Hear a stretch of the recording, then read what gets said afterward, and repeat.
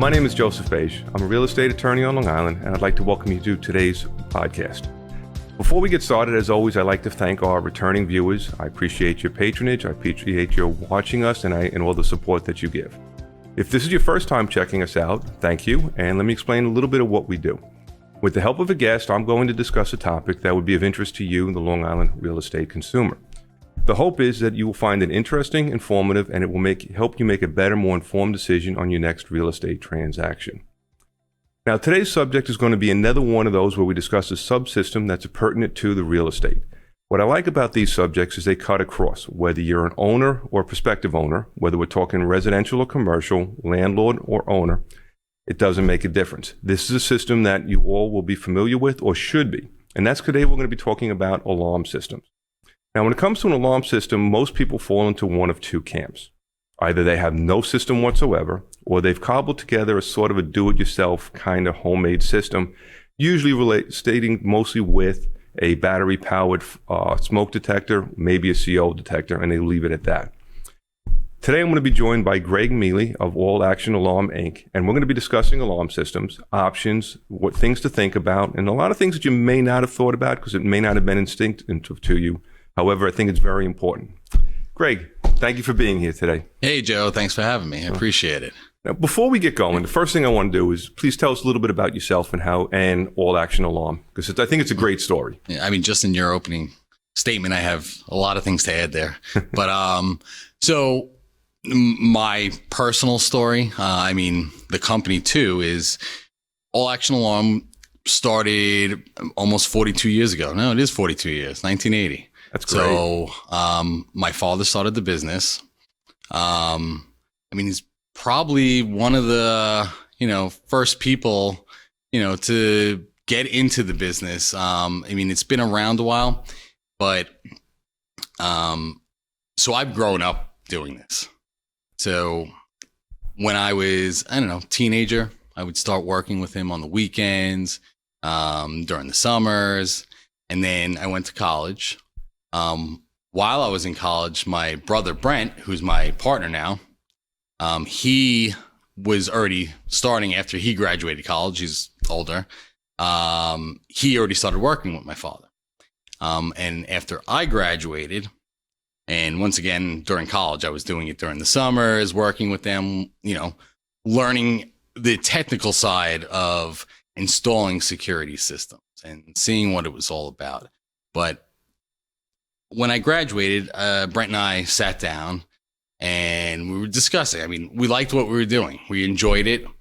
We saw the value in what we were giving to people. So we decided, let's do this. So now we're both involved. Dad's retired about 3 years ago. So Brent and I have been running the business. Probably been running it for longer than that, but that's the history and that's great. My story. And I love when I hear about companies that have gone on to the second generation, third generation for a number of reasons. One is it's very difficult to have success in business from one generation to the next. That's where they usually fall apart. And again, any business that's been around, as you said, 42 years tends to know what they're doing, which is hence why I asked you to be here today. Real fast though, All Action also, where does it cover? Is it just Nassau, Suffolk? Does it cover the city, the 5 boroughs? So our main area would be Long Island, Nassau, Suffolk. We do go into Queens. We'll cover the 5 boroughs. We have customers in Jersey and upstate. Usually they're clients who have second homes. So we're going to take care, or their business is here, or their home's here and their business is in the city. So, we'll take care of those clients, but mainly Long Island, Nassau, Suffolk. Okay. Now we use the phrase alarm system, and I'd like to define that so everybody knows what it is we're actually talking about, because that's one of those terms where I think if you ask somebody what's an alarm system, everybody thinks they know, but it'll have a different definition. So when we talk about an alarm system today, a modern alarm system, what are we really referring to? That's a loaded question. The security system, alarm system has come a long way. We have what we call the umbrella, and there's different levels to it. So, and what encompasses what a security system could be nowadays You have your life safety devices. So like smoke and carbon monoxide detection. Then you have your burglary to, protect and deter burglars. You have your environmental devices like water sensors, low temperature sensors. You have your cameras. And then now you have all your smart home devices. So all of this encompasses the security system. And it's, outside the box in a lot of senses, but adding more and more security. And I could go into stories of what all that can do for you to create an actual security for you versus a lot of what you see out there, like the illusion of security. So basically, now I'm going to correct myself. Yeah. I should no longer refer to them as alarm systems. I should be calling them no, because they're no longer the old system where it was basically a mechanical magnetic detector that set off an alarm. I mean, now they're much more sophisticated. Yes, I mean those are still part of the system, but there's just much more you can do.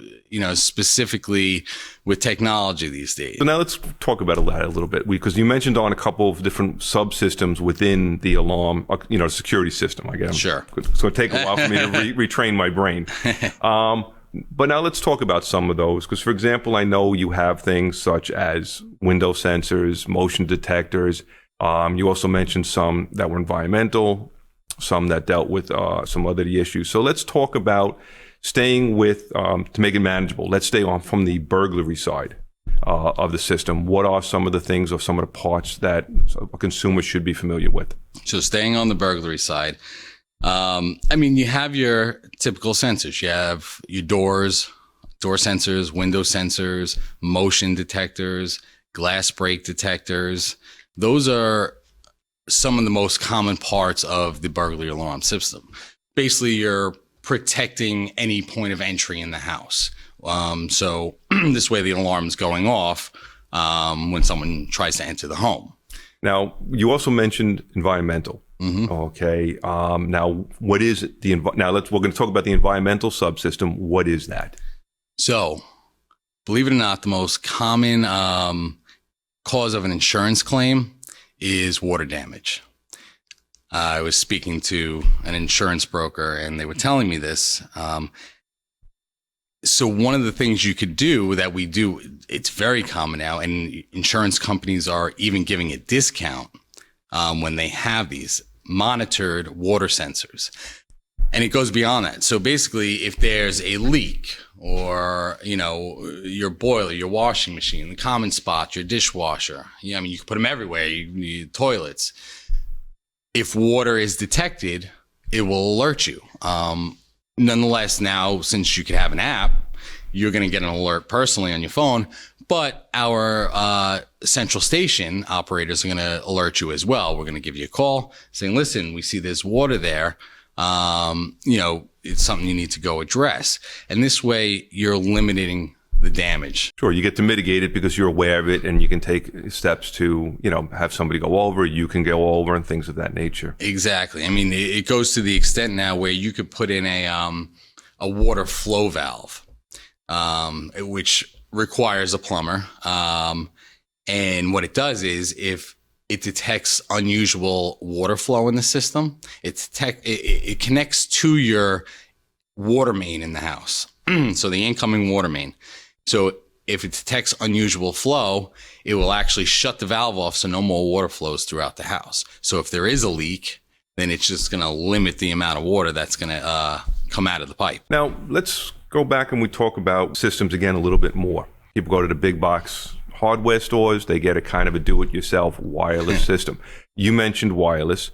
In the old days, everything was hardwired. You also mentioned a central station and things of that nature. So let's start to break these down a little bit. Sure. When we say central station, because not everybody who's watching, some of these may be new homeowners, and again, people who are a lot younger than me, which is pretty much everybody, it seems nowadays. I'm there with you. May not be aware of what a central station is because they're used to everything being on their phone. So when we talk about a central station, what does that mean? There's a lot in there. So a central station, essentially what it is where the alarm is sending its signal to. So when the alarm triggers, from smoke or burglar or, the door being opened. What happens is the system sends a signal to our central station, and we have operators sitting there 24/7, 365 days a year. They see it comes up on their computer, says fire, first floor smoke detector.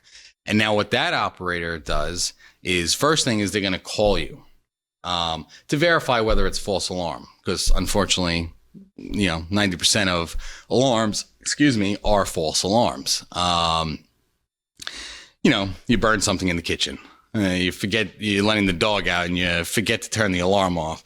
So you don't want the fire department or the police department there for no reason. So the operator is essentially, someone in the middle to intercept that call to make sure that it's not a false alarm. And if it is an actual alarm, that we're dispatching the proper authorities, and making you aware that, okay, we couldn't get in touch with you. No one answered. We're going to ask you for a password if you do answer. And then if we get a fire alarm, we're going to dispatch the fire department. And now, you're going to know about it, that we dispatched. And, that's essentially what the central station is for, to alert you and alert the authorities. Okay. And I think that's a nice difference, because again, unlike a do-it-yourself system that just sends you a text or sends you a warning that, if again, you may not have your phone or you may be asleep, this one has an actual human being who's making a judgment call, as a backup. Absolutely. I mean, there are some DIY systems that provide central station services. You ever go to IKEA? You ever buy something from IKEA? I don't know if you can only buy something from IKEA. The way they've got the store set up, you end up with a few things, but yes. Can't get out of there without seeing everything. So, you come home, you got this box, you put in your dresser, you get all the pieces laid out in front of you. You're looking at these instructions that barely make sense. You're putting this thing together. You don't know if you put this screw in the right spot. The thing's wobbly when you're done. So the same thing with a security system. Do you really want to take that chance that this thing's going to fall apart on you when in time of need? Just like knowing where to put that screw, smoke detector is not just something you put on the ceiling. Besides knowing how many you need and what location should have them, there's certain spots on the ceiling, like if there's a vent on the ceiling, it has to be a certain distance from there, because if the air starts blowing out and there's smoke in the house, that air is going to push the smoke away from the detector. So proper placement. So from someone who's not a professional putting it together and not having the understanding of these things, doing it yourself, you could leave yourself open. You I'm not trying to make a pun, but it gives you a false sense of security. That's exactly it. You have the illusion of security. Now, we've talked about burglar, we've talked about environmental, and we've talked obviously just about the fire. But another one that your company offers is medical, which is not something that at least I expected, when I normally thought about a security system / alarm company. Sure. So just take a few moments and explain about how that integrates into the whole system. Most of the systems have some sort of medical integrated by default, meaning on the keypad or on the app, you have your panic buttons, and you could hit police panic, fire panic, or medical panic. When you get deeper into medical, which is what we call PERS, for Personal Emergency Response System, which is those buttons you see, like I've fallen and I can't get up. Right. Those, especially with a growing elderly population, they're very common and very useful. It's something you keep on yourself. And nowadays, you could take them anywhere if you want to, meaning they have cellular ones. So the whole idea of it is something happens, you fall, or you're not feeling well. You don't have to get to a phone. You could just press a button, and that's where central station comes back in. The operator actually comes over the device and asks, are you okay? Now, you're going to tell them what's wrong. And if you can't talk, we're going to dispatch an ambulance at that point. It's something, that could be incorporated into any system, and it could be a standalone device as well. When we talk about these systems, especially dominantly, I'm going to talk about the burglary system. it seems like a lot of people, when I discuss it, clients and so forth, have unreasonable expectations about what an alarm system can or can't do, a security system can do. A lot of it seems to come from TV and movies. Everybody thinks that, they're buying a system, and, right out of the box, or for, $50 a month or whatever the fees, is. They're all of a sudden going to have something that looks like it came out of Jason Bourne or Tom Cruise. Laser beams. Yeah. Exactly. I mean, as soon as somebody's going to get a fingertip inside the window and alarms are going to go off, the hounds are going to be released and all of that. And so part of having a system is about understanding what it can and can't do. There's a lot of things it won't do, but there's also a lot of things that think it will do that people don't expect it to do. So I know that's a lot. How much time do we have? I mean, here's the thing, and it comes down to providing actual security and not just the illusion of security. So what you see a lot, I'll go into homes where the potential client's looking to either upgrade the system they have, they're not happy with their current company, and I'll come in, they'll show me what they have. So, to give me an idea of what, is currently in place. A lot of times, you got 2 doors alarmed and a motion detector in the house. And that is the perfect example of the illusion of security. Because, with motion detectors, if that's your primary, when you're in the house and you turn your alarm on, okay, if you have a motion detector, you have to bypass it because you can't move around the house with a motion detector. So now all you have is these 2 doors alarmed. So really, you don't have any protection at that point. All your windows are exposed. Exactly. Yeah. Unless they're coming through those 2 doors that are alarmed, nothing's going to happen. Or if you have pets in the house, and now the pets have free range of the house, assuming they do, you can never turn the motion detector on. So now you're really leaving yourself exposed. And if you could follow, I'm not a big fan of motion detectors. They're good as backup. But the other thing is with a motion detector, so say I don't care. I only turn it on when I go on vacation.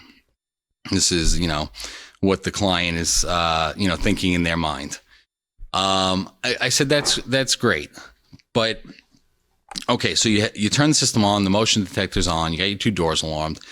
Now this person comes through the window, motion detector picks them up, alarm's going off, but they're already in your house. No matter what, that person knows they have, I don't know, however long before the police arrive.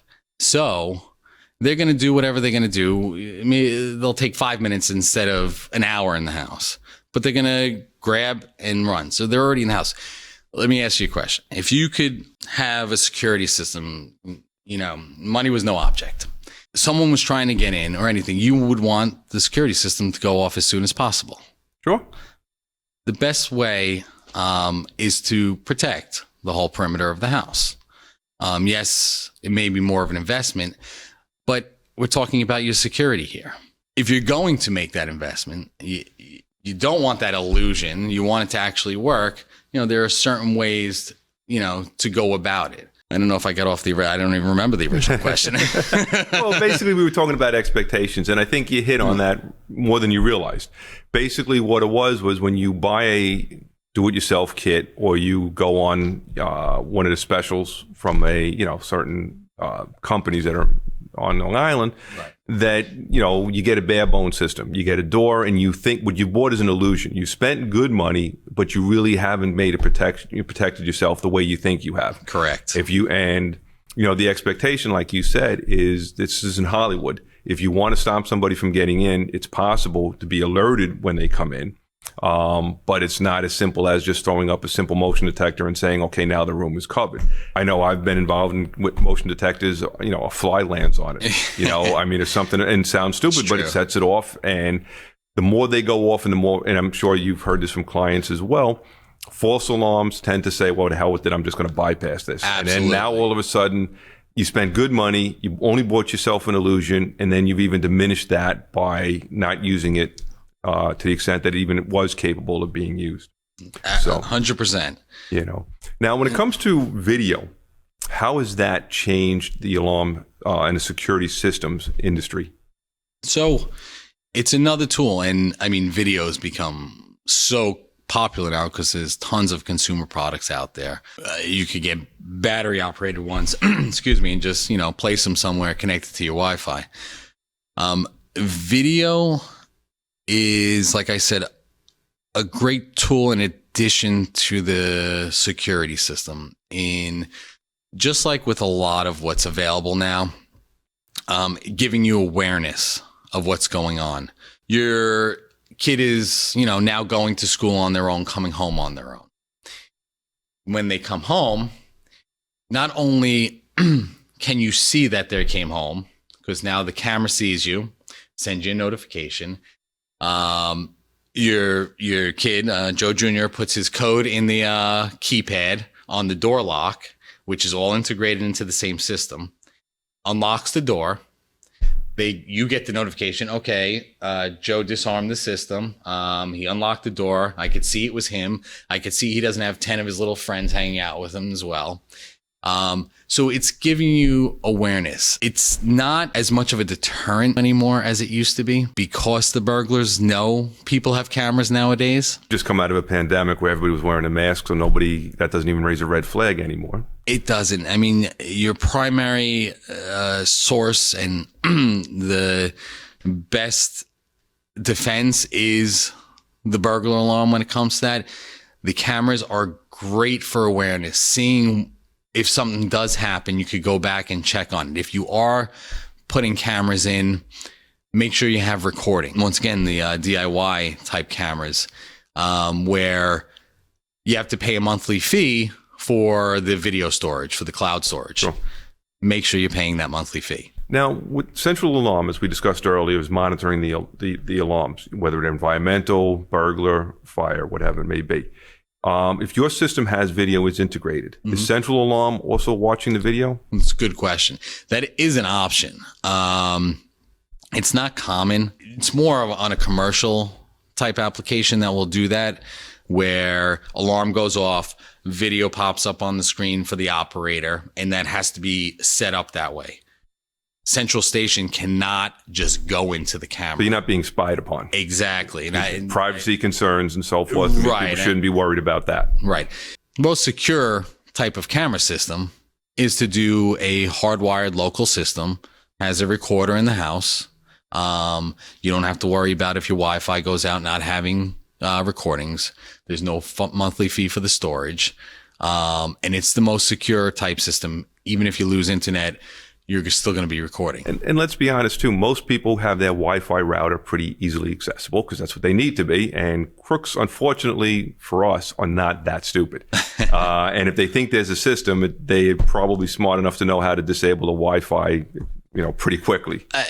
Unfortunately, it's not that difficult. There are certain applications, Joe, that I would say Wi-Fi cameras are a perfect fit, because they're not using it specifically for security. They just want to keep an eye on things. Awareness. Right, exactly. So there are, and we've done plenty of them. Watching the kids, watching the babysitter, watching the dogs, keeping an eye on grandma if you have an elderly, person living at home with you.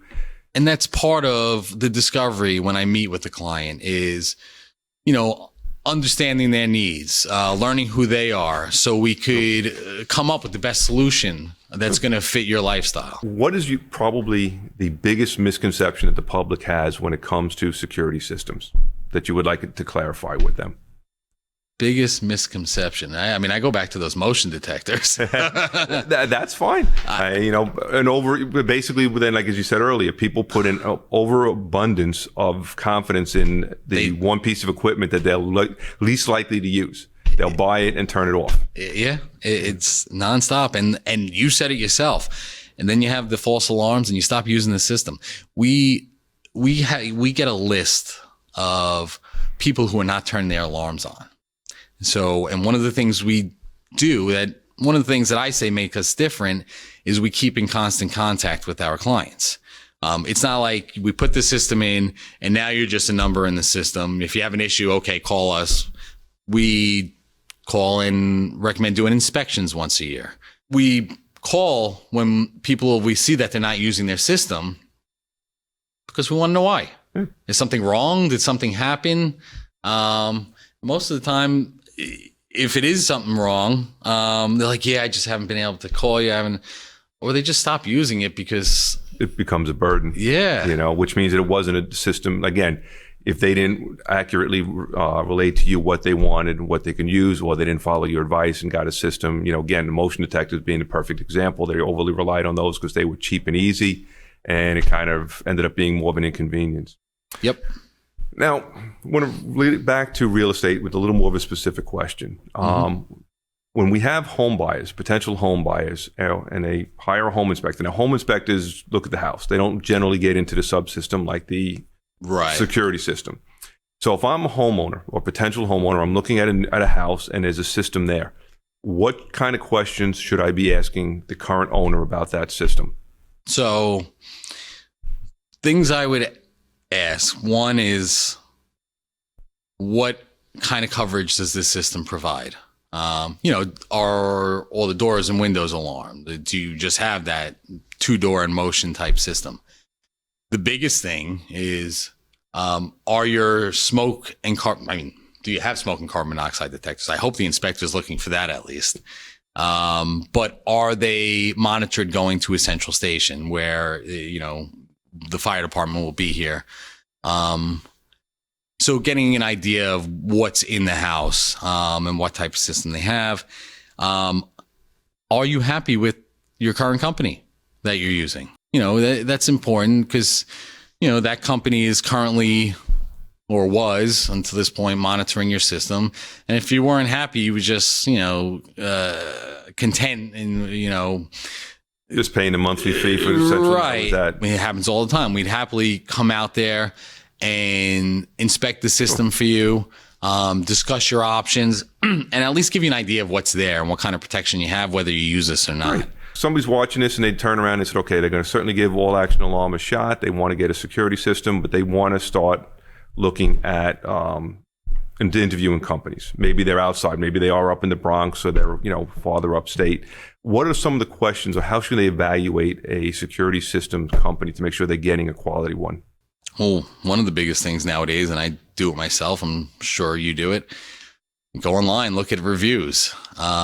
It's honestly, it's very helpful. You want to make sure that when the sales rep is coming in your home, they're making it all about you and understanding your needs. If they come in and they say, okay, you got to do this, they're just trying to get in and get out. Right. If they're trying to sell you a one-size-fits-all, look for something that's tailored. Right. I know for me personally, I can't speak for anybody else, that the whole purpose is to educate them, to educate the client. So now they can make the best decision to come up with the right solution. That's interesting. That's a great one. So basically, one of the ways to evaluate it is when that representative of the company left, do you feel smarter about the system than you did before that rep was there? Perfectly said, yes. That's excellent. That's excellent.